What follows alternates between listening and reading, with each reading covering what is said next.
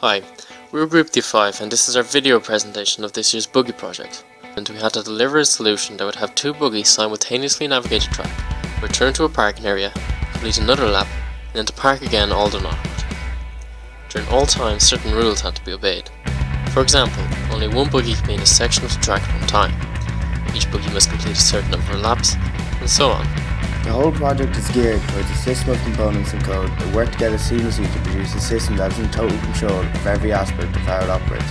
For such integration, it was clear that there would need to be a lot of interlinking between various components, and the code would have to be advanced to deal with many variables. As for the hardware element of the project, we designed a built-test circuit to implement a logical function which controls the buggy's wheels, keeping the buggy on track. For the most part, this went smoothly. We did have a minor fault, which actually turned out to be the inspiration for the success of the project.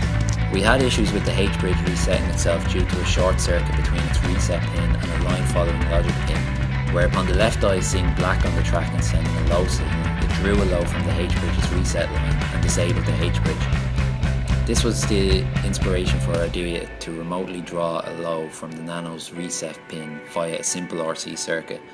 While we had a backup gold system ready to use in case that our idea wouldn't work, we understood the importance of innovation for our future careers as engineers and put extra effort into perfecting our first choice gold solution.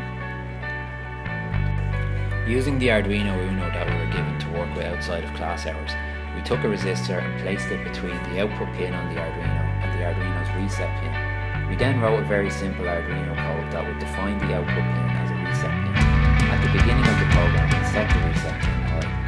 Then, to reset the board, we told the reset pin to go low.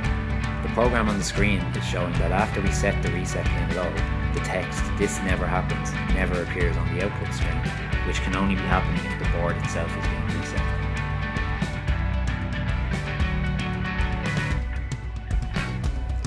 However, when we tested this simple program on the buggy itself, it wouldn't work. We went back and analysed the behaviour of the circuit we created.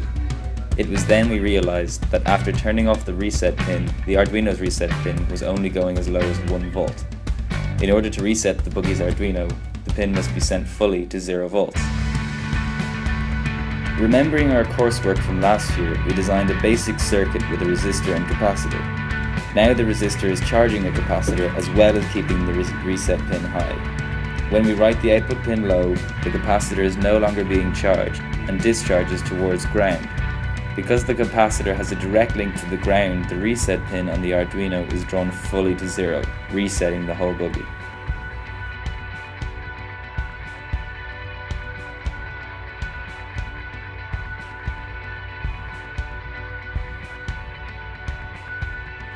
This is an example of our gold code and resistor capacitor circuit on some older silver code.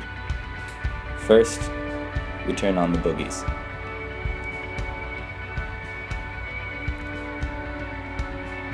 We check that each buggy number has been assigned. Then we send the command G1, representing the command to make the buggy in front start moving. We then switch the order of the buggies in order to check that a full reset is taking place. In the gold challenge, we needed to make sure the buggies were reassigned their positions after reset. Sending another G1 shows that this gold code and resistor capacitor circuit works on every silver code.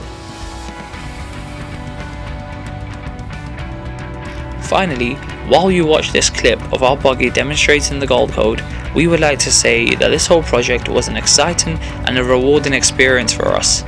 By rewriting the buggies to reset themselves, we were worried that some instructors might feel that we were bending the rules too much and tell us not to pursue that idea.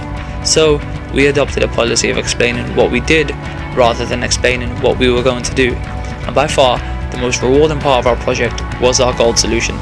We went way beyond the scope of the project and ended up with a solution that would turn any other team silver code into gold code using only a capacitor, a resistor, and 6 extra lines of code. Because we made such a universal solution to the buggy project, we had to keep it a secret from all other teams because after all, we can't let everybody get gold.